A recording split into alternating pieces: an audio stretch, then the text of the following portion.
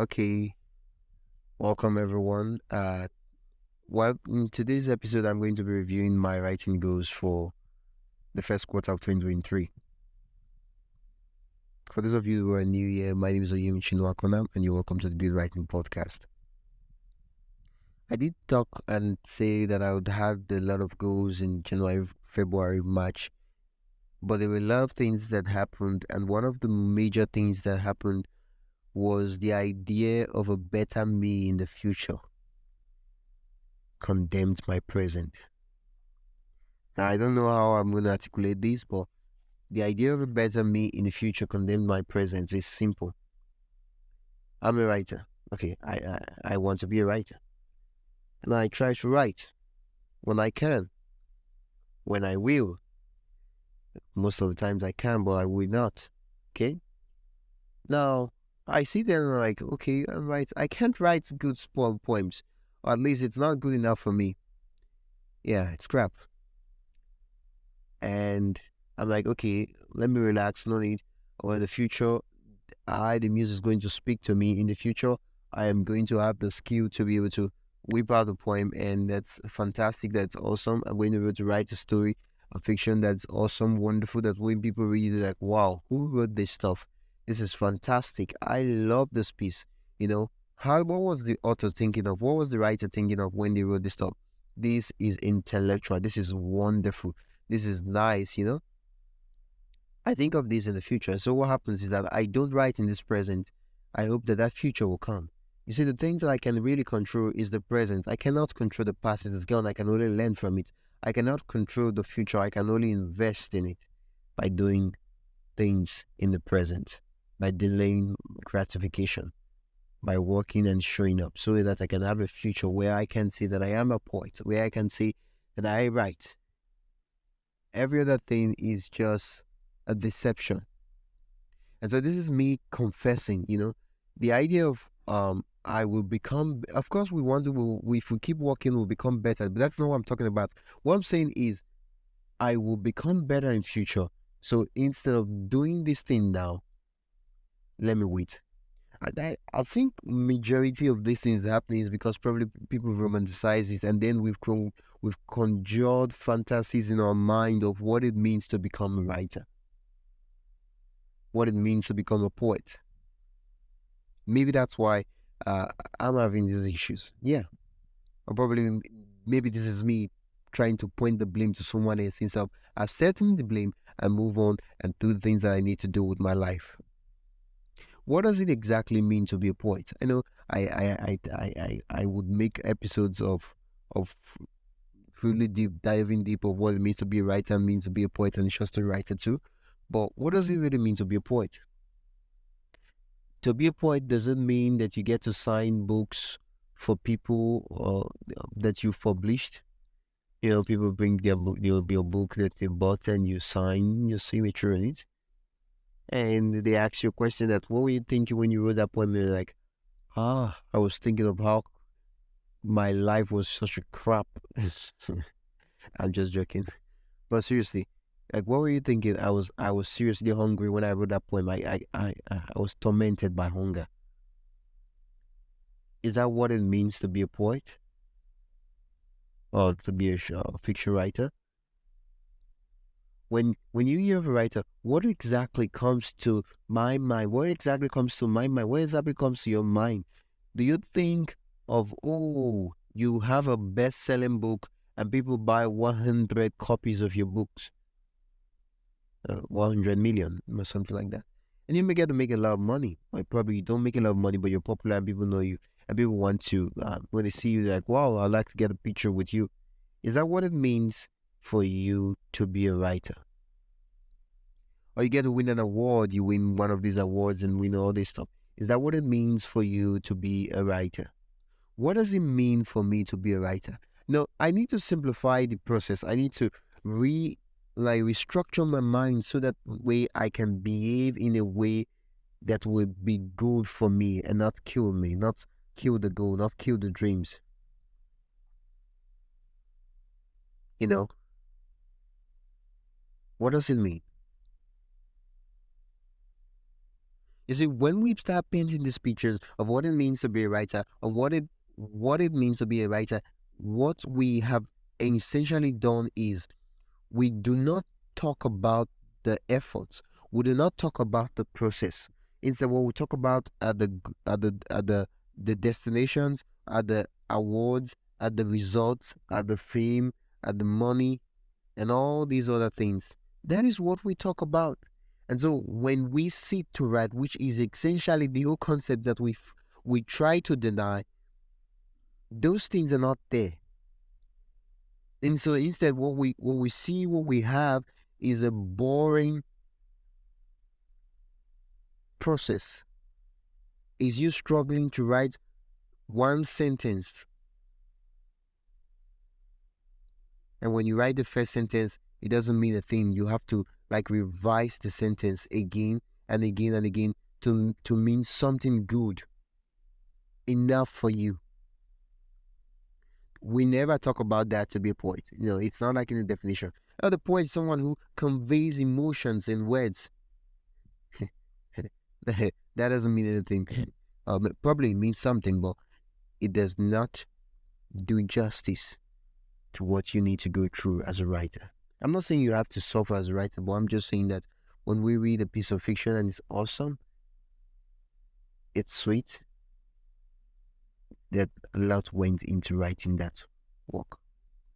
And I'm telling myself now that there is no perfect time in the future. Nothing like that. It does not exist.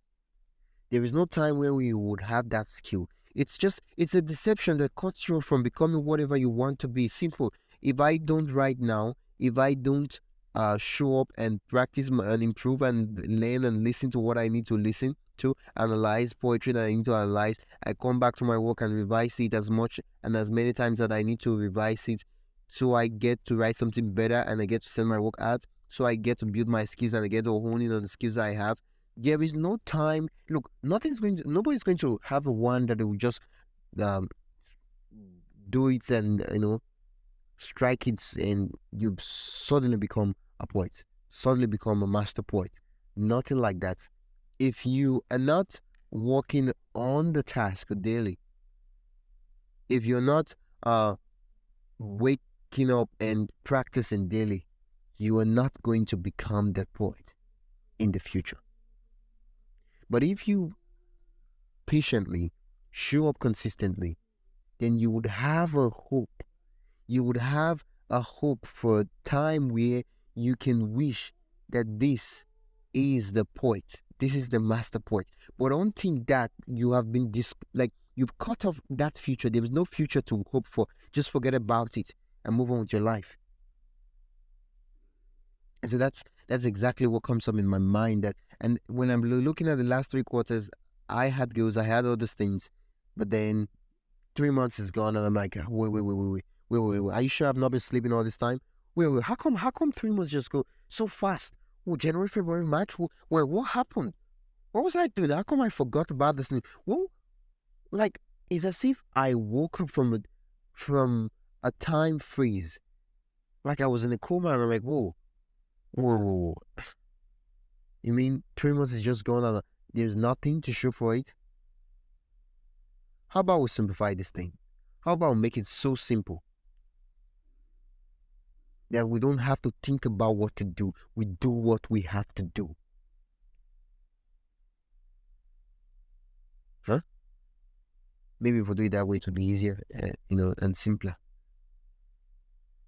Probably not. But the idea that there is a future where you become a better poet, and because you become a better poet, you write. There is nothing like that. Simply, you become a better poet in the future because you write in the present and you write consistently into the future, so you become a better poet. So if you're writing now and your writing is not as good as you want it to be, it is to help you become the poet you want to become. So it's not just a waste of time. Like, oh, why should I even bother to write? Why should I even bother to show up? Why should I? But I just hit in poetry. But I just don't know why. Probably because I'm recording this in April, which is National Poetry Month. Maybe. Yeah. That's why I'm just like, How do I become a better flash fiction writer? How do I become a better short story writer? You're right. Of course, we have to take classes, we have to take workshops. All those workshops is to get you to write. Yeah, they're gonna give you tips to write. They give you feedback to write. All these things is to make you a better writer, to make you write even better. So the whole concept, the whole idea is to write. It's just so, all the basics of to write. See then to write. And one of the ways I've been thinking was, what if I could look at the day and see how I can get ideas from that day, you know?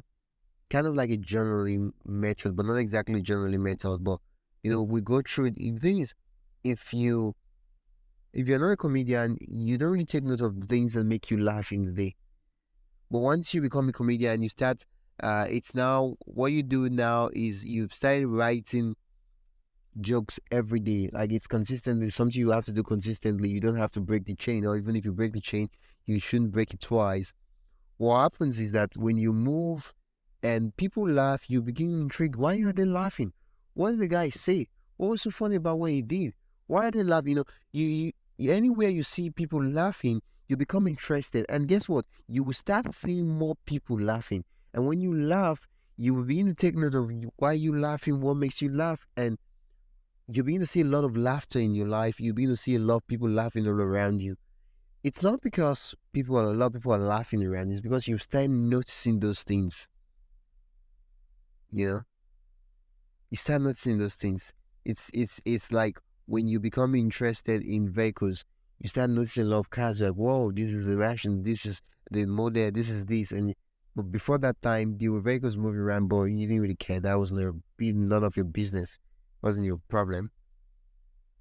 Same thing with writer. When you become when you decide to say, okay, I'm going to see how I can take a review every day at the end of the day of what happened in that day and write a poem about it, or write a fiction about it, micro non-fiction or flash non-fiction about it.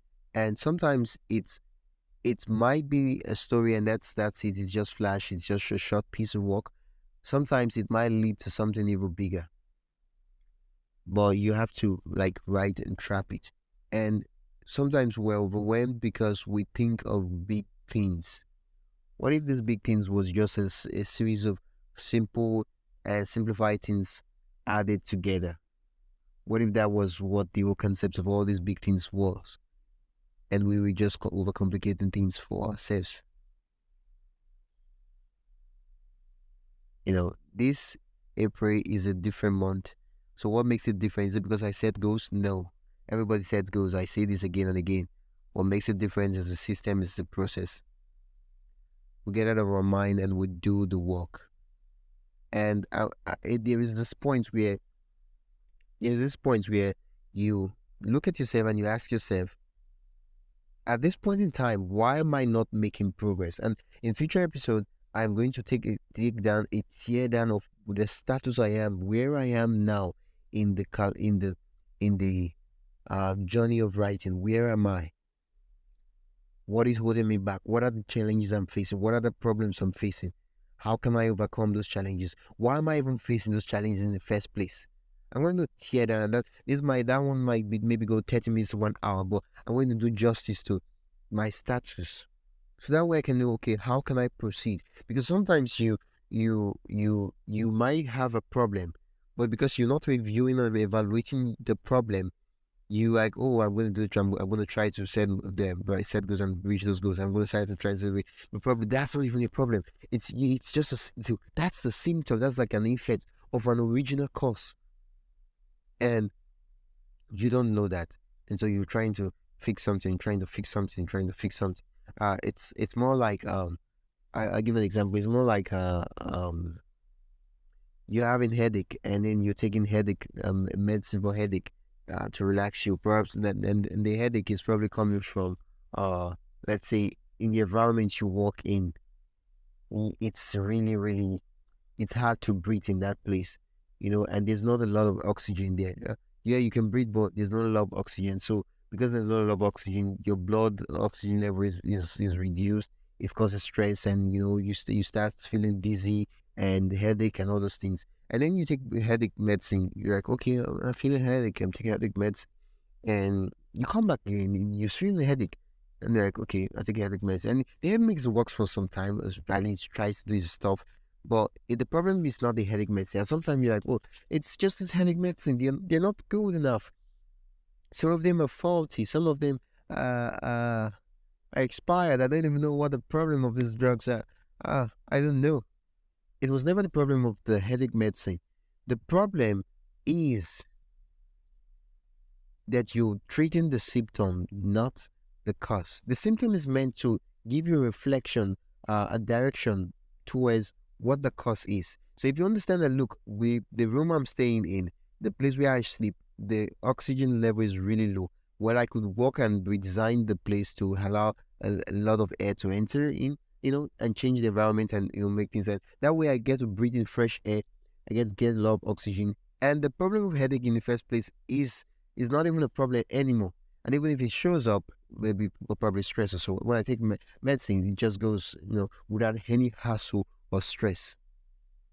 So sometimes what we deal with, and then I know that if I'm going to work on a framework where I would use to reevaluate myself as a writer, my status as a writer, both in terms of routine and both in terms of quality of writing, and how I can move forward.